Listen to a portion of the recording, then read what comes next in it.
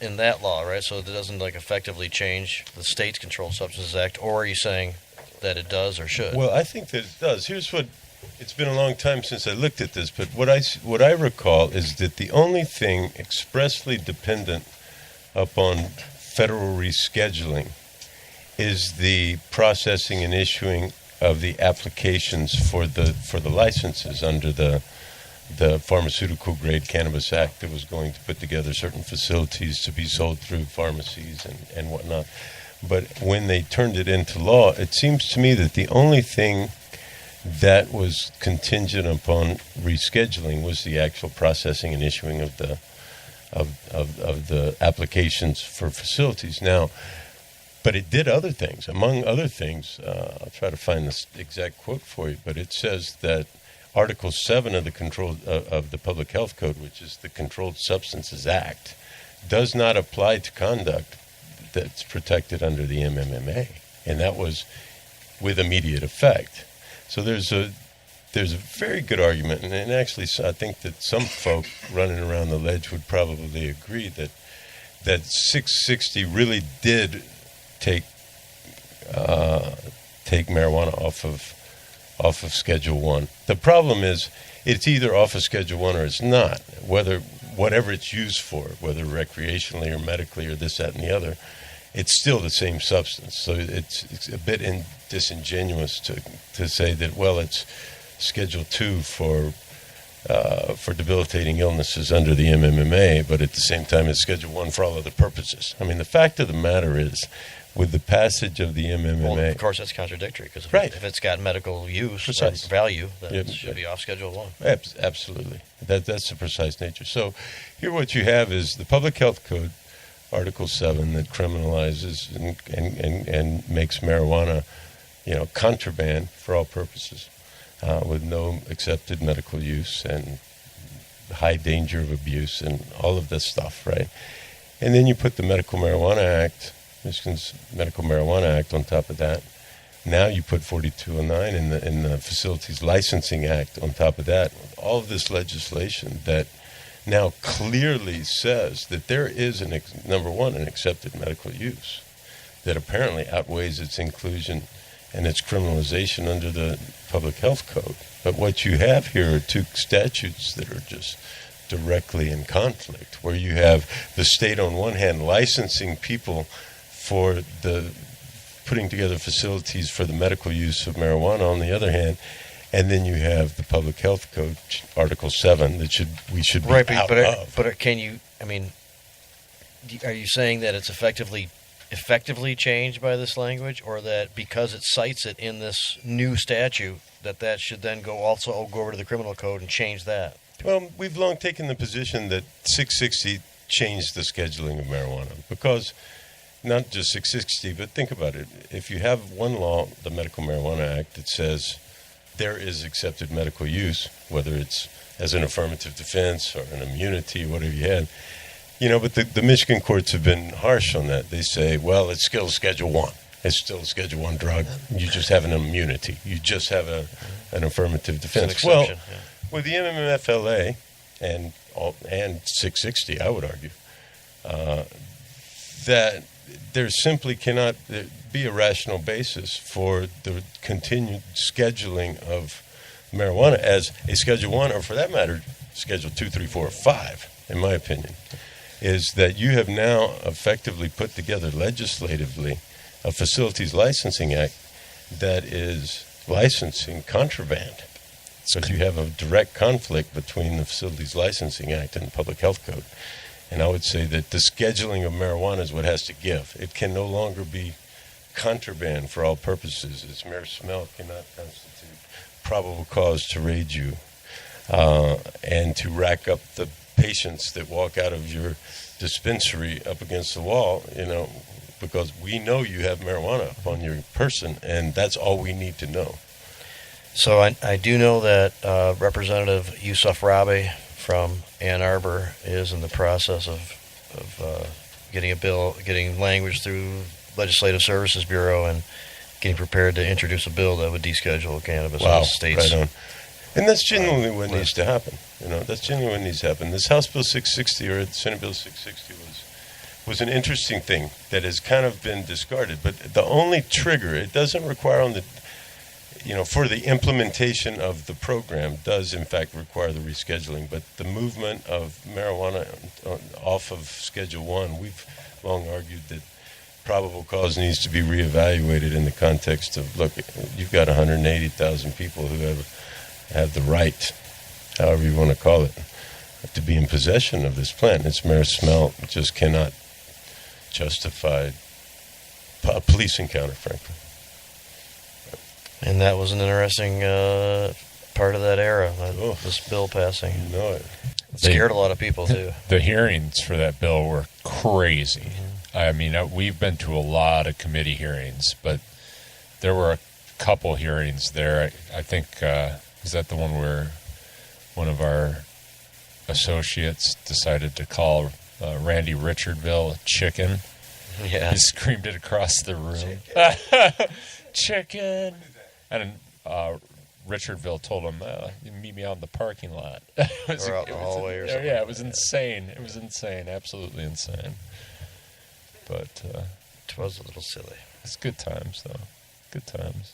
Well, Hash Bash weekend is coming up. Yeah. Talk about that. Our show, the Jazz Cabbage Cafe on Tuesday, in which Deborah regularly participates, kind of did a good pre-Hash Bash overview. We had Nick Zattel, of course, is working with the students at University of Michigan to get the permits and arrange the lineup with some other people, and they've got some really great people there. Yeah, we were expecting Nick tonight. I'm not sure what happened. This year, it's too bad. No, I just told him to call in. Oh, good. I hope he still does because he can go over Did some he of this. call in, Jim? We also had Send him a text. we also had Adam Brook, who's got the Hash Bash Cup going for his second year, and takes over the Wyndham Hotel. And now he's also taking over part of the Hampton Hotel next door.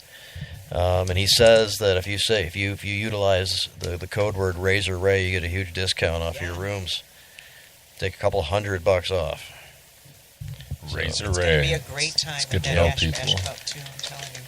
And Wall Street's going to be. We had Charlie on, and if too. you go to his site where the tickets are, and you put in onesie for the promotional code, you Right. get a discount off the tickets You as get a well. huge discount. And we also had Charlie on. We had Charlie Wall Street. Strackbine on, and it's so weird. I keep on thinking that Monroe Street Fair is like 14 years old or something like that, but this is the 17th year of Right. Monroe Street Fair, and it's bigger than typical, and it might be cold, but we're not scheduled at this point for precipitation, so bundle up a little bit. It should be a great time. I think they're saying 40 and sunny.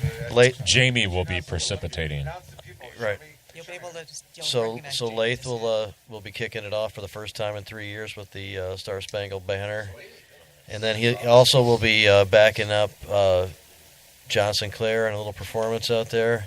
There'll be some other bands who are really good performing. The lineup of speakers includes like pro athletes, former pro athletes, a current running back for the Detroit Lions, Mike James, will be speaking in support of cannabis, and he's current. He's on our roster. And so Eugene Monroe will be back again. Darren McCarty will be around, and they'll have a panel with Dr. Sue Sicily of talking about the athletes and using cannabis, and then there'll be another panel as well, and hopefully Nick calls in and can give us the details on all that kind of stuff. But Maybe Joe Montana will come out since he just came out in favor. yeah, he could be involved in that kind of stuff. We need more of that. It's obvious that we're turning the corner in that whole world. And policy gets a little bit better and better. The pro sports on cannabis, and I have a younger brother who is interviewing, and I hope his boss is listening because he's a great candidate, or that whoever this guy is interviewing with, but he's with Houston's medical department to go do research with them on impact of concussion syndromes, which has become a huge issue with NFL or professional athletes. Well, it's always been there, but they're finally starting to acknowledge it. And so I haven't pressed it on him, but the first thing that when I mentioned it to Jeff was like, did you talk to him about the cannabis? Yeah. I was like, I'm not sure if he's going to mention it in the interview, it's a neuroprotectant. but maybe People the are second using day it on the job. to either recover or help stave off some of the effects of concussions. And I think that's why the athletes are probably getting so involved, is because they see They don't have to take as much right, the pain in pills. and You know, all- every very- account I've heard about what goes on in those locker rooms is hockey like player, not Darren, but what was his name? Larry. yeah. Larry Foot. Remember? Or, He had No, I concussion. just can't think of his last name at the moment. Yeah, I got to be like, I know. fairly decent rapport. Steve, this is on you. Gosh, why can't I remember his name? Hockey player? What's the problem here? Like Yeah, every, he was real good. He He was did he was some like an appearances enforcer with type dude, similar to Darren, and he never played for the Red Wings though. But every account No. of like the access to pills though in his locker rooms is like No. candy No. machines. Like Jesus just being Murphy. able to go take as many of these as so we talked to the guys who are putting on all the three major components of the weekend, but not including those panel discussions that are taking place. And also Friday night will be the quarterly meeting for Michigan Normal at the Eagles Club in Ypsilanti. And Adam was trying to inspire people to come out to the hotel on Friday night, thinking, of course, most people during the day were going to be between the Hash Bash and Monroe Street Fair, so he's not expecting necessarily to be crowded at that time. But for Friday night, that would be the great initial gathering spot for partying down in Ann Arbor. And then into Saturday night, a lot of great bands. Monroe Street Fair, too. So it's got great music, great glass. Probably be some good medicine hanging around, and really good times, no matter where you are.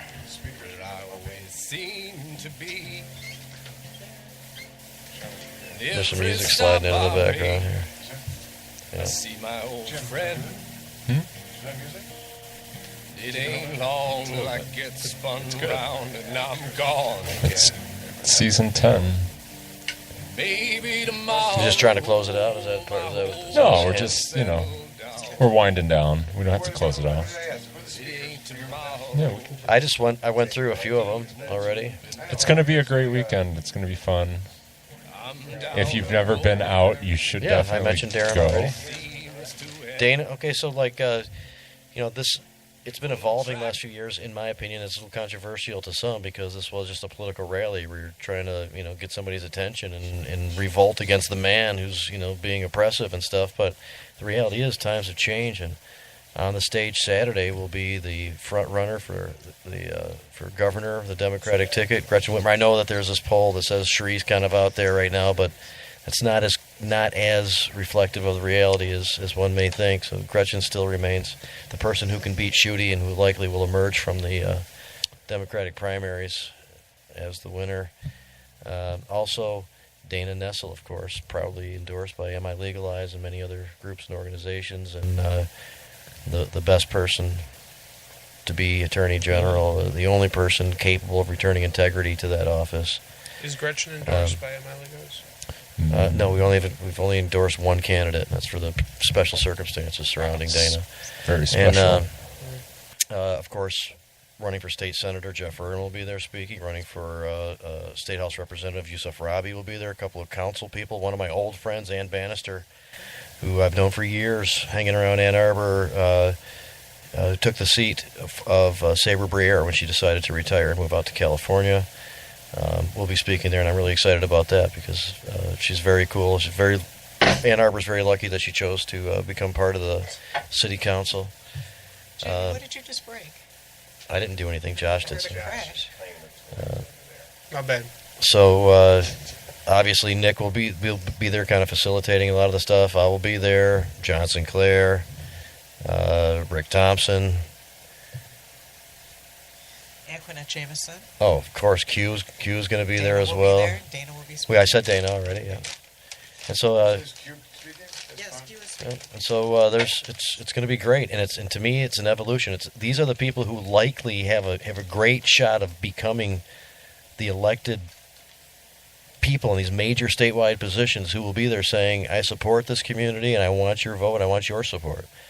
It's a much different scenario than trying to jump up and down and get somebody's attention and hope they listen to us for a minute on this issue, which many people had to go through over the years of getting this. I think that's getting us to the exactly point what where we I are did now. for a while. Just jump up and down. That's all you could do, and when you did that, you took a risk. Yeah, it was fun. And yet we had a group of people out there, some of whom are still kind of in the mix today, who were doing that. As Jim can say now that he has extremely strong calves. I do. I do. I can wade through the shit with the best of them. And wear You have no socks and idea beach. how miserable it is wading through shit, just FYI. Unless you've done it. I've done it. Yeah. It's pretty shitty. That's what I hear. I hear it's pretty shitty. And I've gone other places then and wiped my shoes off on stuff. Yeah. Left human fecal